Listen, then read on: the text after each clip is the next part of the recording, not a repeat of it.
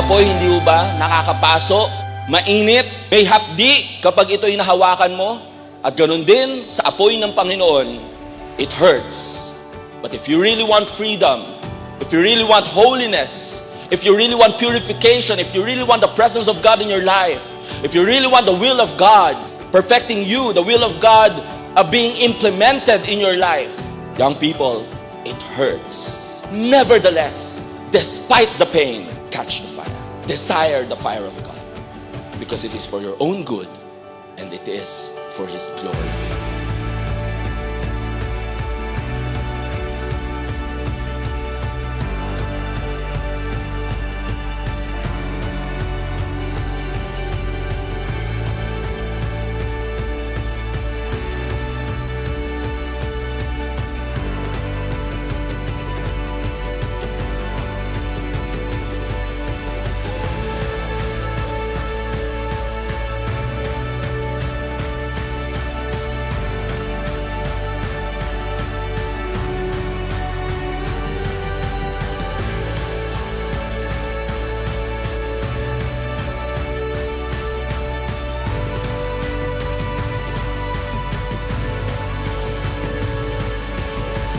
Huwag kang sumuko. Dinidisiplina ka ba ng Lord? Pinalo ka ba niya? Nire-review ka ba ng Lord? May bagay ba na gusto ang Lord na ipasuko sa'yo? Hindi mo may suko-suko. Huwag kang sumuko. Don't give up. Surrender to God.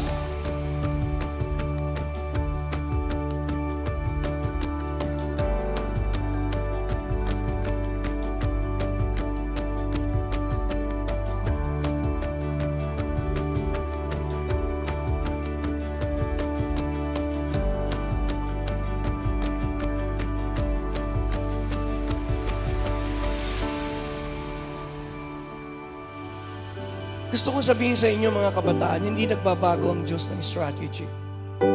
Ang nais pa rin gamitin ng Diyos sa inyong generation ay mga kabataang kagaya nyo na gagamitin ng Diyos upang mag-akay ng mga kaluluwa sa palo ng Diyos. Hindi nagkakamali ang Diyos. And I pray today na ang Panginoong Diyos ay maglalagay ng mga pangitain sa inyong puso. But until na lumapit ka sa Kanya at sabi mo, Panginoong Jesus, gasan niyo po ako ng iyong dugo. Palayain niyo po ako din. The power of guilt and shame ay makakalag and you will be free. Makapangyarihan ng dugong natigis ng Panginoon sa krus ng Kalbaryo.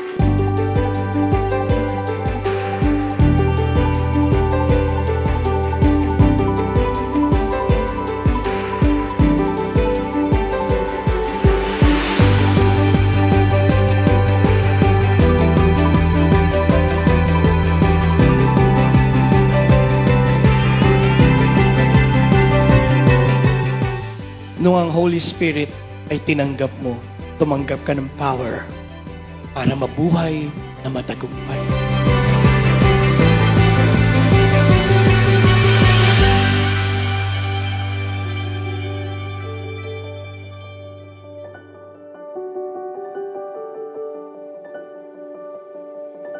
Sapagkat hindi lahat ay tinawag. At tayo ay tinawag ng Panginoon not to serve ourselves. Hindi para paglingkuran ang ating sarili, hindi para itaas ang ating sarili. Tinawag tayo ng Diyos para paglingkuran siya. Napakahalaga na tayo na mananampalataya na tinawag at pinili ay hindi lang po maging tigasunod kung hindi mabuting lingkod. Hindi lang ordinaryong lingkod, kundi mabuting lingkod ni Kristo.